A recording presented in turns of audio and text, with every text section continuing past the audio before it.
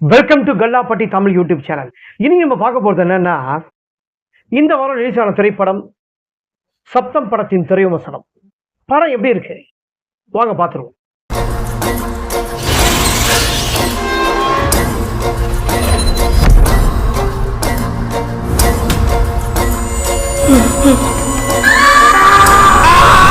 இந்த படத்தை கதை சொன்னா, மெடிக்கல் காலேஜ்.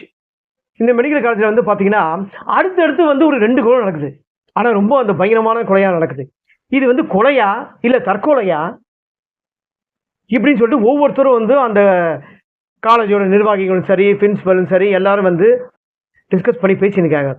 இந்த வாரம் வந்து இந்த வருஷம் வந்து பார்த்தீங்கன்னா யாருமே வந்து அட்மிஷன் வந்து சேர மாட்டுறாங்க.